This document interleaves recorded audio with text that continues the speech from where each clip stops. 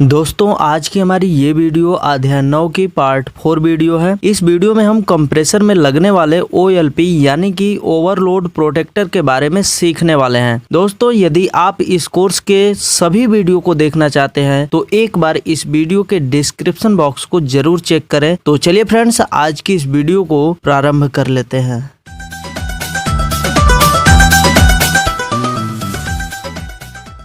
दोस्तों आज हम इस वीडियो में OLP के बारे में पढ़ने वाले हैं। हम सबसे पहले ये जानेंगे कि OLP क्या होता है और इसका प्रयोग कहाँ पर किया जाता है। तो OLP एक सेफ्टी डिवाइस होता है जो कि कंप्रेसर को सुरक्षात्मक तरीके से चलाने के लिए उपयोग किया जाता है।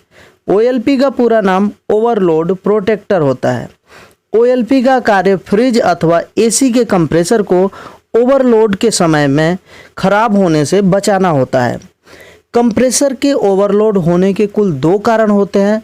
उनमें से पहला कारण है कंप्रेसर का आवश्यकता से अधिक गर्म हो जाना और दूसरा कारण है कंप्रेसर की वाइंडिंग में आवश्यकता से अधिक मात्रा में करंट का प्रवाह होना। इनमें से कारण कोई भी हो, यदि कंप्रेसर ओवरलोड हो जाता है तो उसको तुरंत बंद कर देना चाहिए, नहीं तो कंप्रेसर की वाइंडिंग खराब हो सकती है।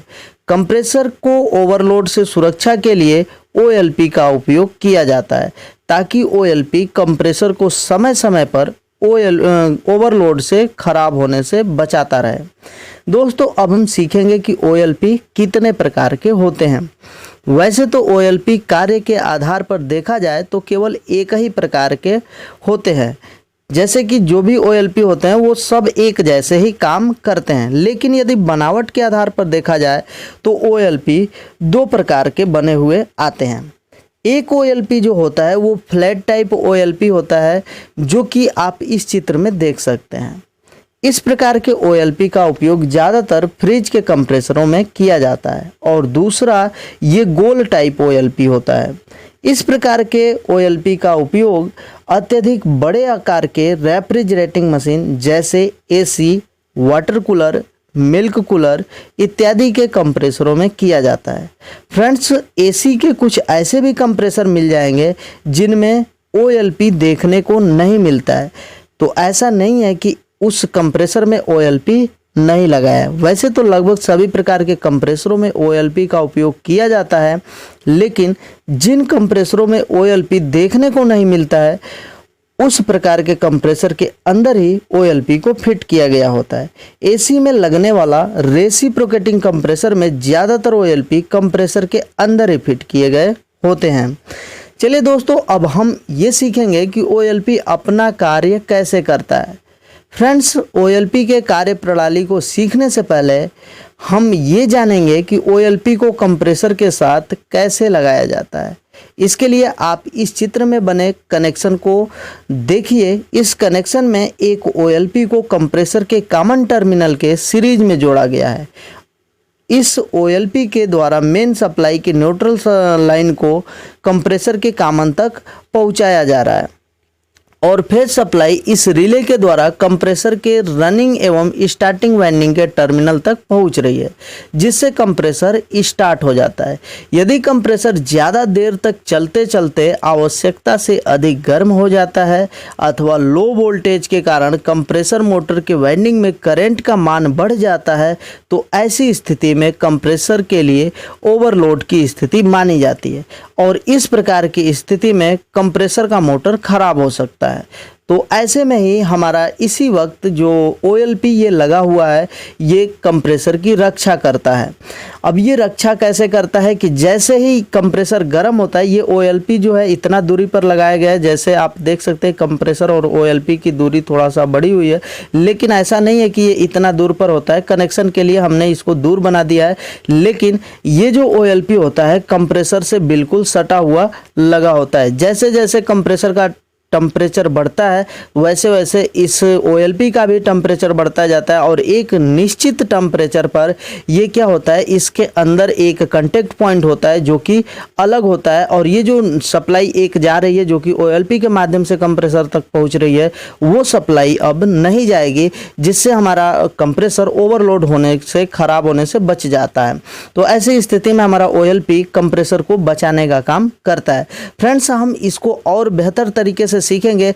जैसे में आप इस चित्र को देखिए, इस चित्र में एक फ्लैट टाइप के OLP के आंतरिक भाग को दिखाया गया है और इस चित्र में आप देखेंगे तो एक गोल टाइप के OLP के आंतरिक भाग को दिखाया गया है। फ्रेंड्स, अब हम एक एक करके इन दोनों को समझते हैं। पहले हम फ्लैट टाइप के इस OLP के आंतरिक भाग के अंदर वाले जो भी सिस्टम है उनको समझते हैं कि ये कैसे काम करता है।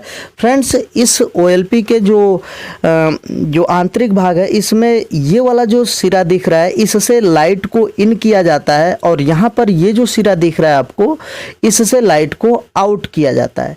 तो जब ये लाइट इन होता है तो इसमें ये जो स्प्रिंग की आकृति बनी हुई है, ये स्प्रिंग वास्तव में एक प्रकार का हीटर कॉइल होता है, जिससे कि टेम्परेचर जैसे ही घटता है या बढ़ता है सारा काम जो है कि इसी स्प्रिंग पर ही होता है।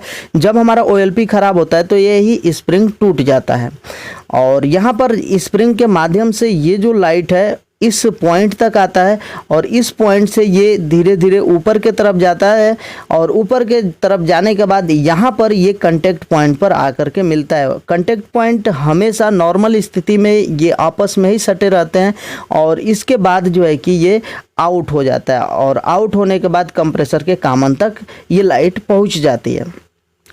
अब ये नॉर्मल स्थिति में ये लगातार ऐसे इनपुट होता रहता है और वो लाइट आउटपुट होती रहती है, लेकिन जैसे ही कंप्रेसर ओवरलोड की स्थिति में आती है उस समय ये जो हीटर कॉइल है, ये जो स्प्रिंग की आकृति का कॉइल दिख रहा है, ये हीट होता है और इसमें बहुत ज़्यादा ऊष्मा जनरेट होता है और ऊष्मा जैसे ही इसमें बढ़ता है उस समय ये जो ऊपर एक आप प्लेट देख रहे हैं इस OLP के अंदर, ये प्लेट जो है कि ऊपर के तरफ उठ जाती है। गर्मी के कारण ये प्लेट ऊपर के तरफ उठती है, जिससे कि इस जो कांटेक्ट पॉइंट है इसको एक प्रकार का धक्का लगता है। इस पत्ती से एक जो है कि प्रेशर बनता है और ये पत्ती क्या होता है, इस कांटेक्ट पॉइंट से अलग हो जाता है।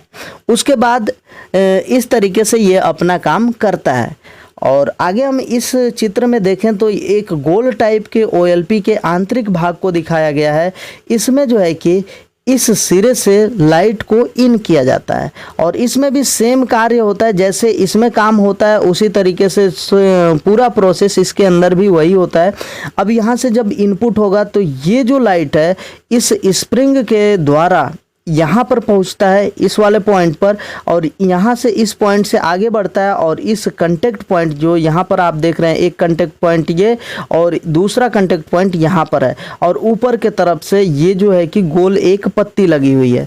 ये पत्ती क्या होता है कि लगातार सटा होता है, इन कांटेक्ट पॉइंटों से ये पत्ती लगातार सटा रहता है, जिससे कि ये इनपुट सप्लाई यहाँ स्प्रिंग से होते हुए इस गोल पत्ती के द्वारा यहाँ से ये आउट हो जाता है और आउट होने के बाद ये कंप्रेसर तक पहुंच जाता है। लेकिन जैसे ही कंप्रेसर ओवरलोड की स्थिति में होता है, ओवरलोड की स्थिति मतलब कंप्रेसर अधिक गर्म होता है या फिर उसमें एम्पियर का मान बढ़ा होता है, तो जैसे ही एम्पियर का मान बढ़ेगा या फिर टेम्परेचर बढ़ेगा तो यहाँ पर जो ये हीटर कॉइल दिख रहा है, ये स्प्रिंग जो दिख रहा है, यहाँ पर बहुत ज़्यादा ऊष्मा पैदा होता है और गर्मी के कारण ये जो ऊष्मा होता है इस पत्ती को ऊपर के तरफ ढकेल देता है। जैसे ये पत्ती ऊपर के तरफ, ये जो गोल पत्ती है ऊपर के तरफ जाती है तो यहाँ से ये दोनों कांटेक्ट पॉइंट एक दूसरे से अलग हो जाते हैं और जिससे कि ये जो इनपुट सप्लाई है यहीं तक रुक जाता है, कंप्रेसर तक नहीं पहुँच पाता है, जिससे हमारा कंप्रेसर ख़राब होने से बच जाता है। तो इस तरीके से एक OLP अपना कार्य करता है। फ्रेंड्स, हम उम्मीद करते हैं कि आपको आज की हमारी ये वीडियो पसंद आई होगी। यदि आपको हमारी ये वीडियो पसंद आई है तो प्लीज़ एक लाइक कर दें और हो सके तो हमारे चैनल को सब्सक्राइब करके बेल आइकन को प्रेस कर लें ताकि हमारे आने वाले वीडियो का नोटिफिकेशन आप तक सबसे पहले पहुंच सके। है।